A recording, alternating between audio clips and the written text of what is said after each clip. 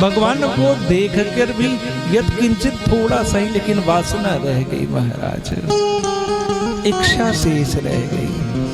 आगे यद्यपि ध्रुव इसका पश्चाताप भी करेंगे कि अरे मैंने परमात्मा का दर्शन किया फिर भी मेरे मन की इच्छा नहीं गई। भगवान तो सबके मन की जानने वाले हैं ना, इसलिए मैं प्रायः कहता हूं आचार्यों से संकल्प पर विशेष ध्यान दो। तुम यजमान के लिए क्या कहलाना चाह रहे हो, क्या करवाना चाह रहे हो भगवान से।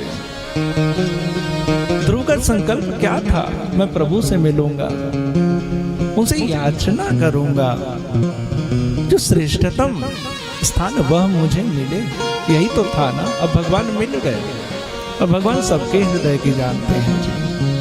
ये तो वही भगवान है ना, जब विभीषण को रावण ने लात मार के लंका से देश निकाला दिया, तो विभीषण के मन में एक ही क्षण को आया, अगर मैं लंकाधीश होता या मैं इससे सामर्थ्यशाली होता तो मेरे को ये लात नहीं पड़ती। उर कछु प्रथम वासना रही, वासना थी ना, इच्छा थी ना थोड़ी सी। भगवान जानते थे रघुवीर, इसीलिए युद्ध के पहले ही उन्हें लंका का राजा घोषित कर दिया परमात्मा ने, समुद्र के जल से अभिषेक करके। भगवान ने कहा ध्रुव,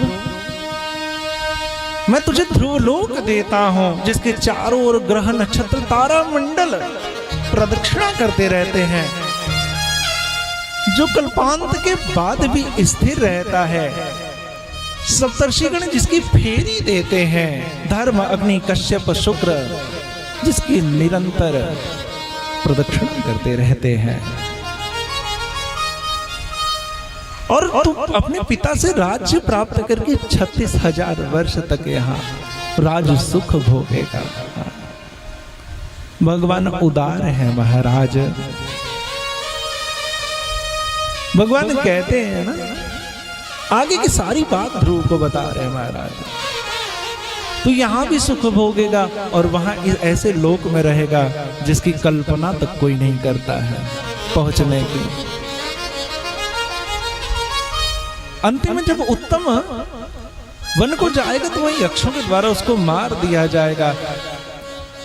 उसके शोक में जो तेरी विमाता है सुरुचि ना, वो दावाग्नि में कूद के अपना प्राणांत कर देगी।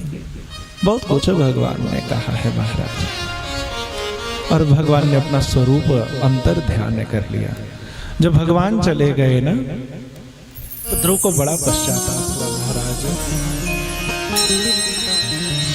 अहो मैं कितना भाग्यहीन हूं, वर मांगते समय भी परमात्मा के समक्ष मुझे सौतेली माता के वचन याद थे, मैंने प्रभु से मुक्ति न मांग ली। बहुत पश्चाताप महाराज कर रहे हैं। ये ध्रुव जी महाराज जब घर को लौटे ना, नारद जी की प्रेरणा से महाराज उत्तानपाद रानियों समेत उनका स्वागत कर रहे हैं।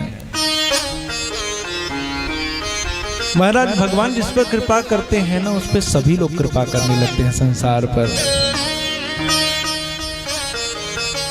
वही पिता थे ना जिनको शब्द नहीं निकलता था, आज वो पिता महल से बाहर राज्य की सीमा पर आके स्वागत कर रहे हैं। जा पर कृपा राम के होई, ता पर कृपा करे सब कोई।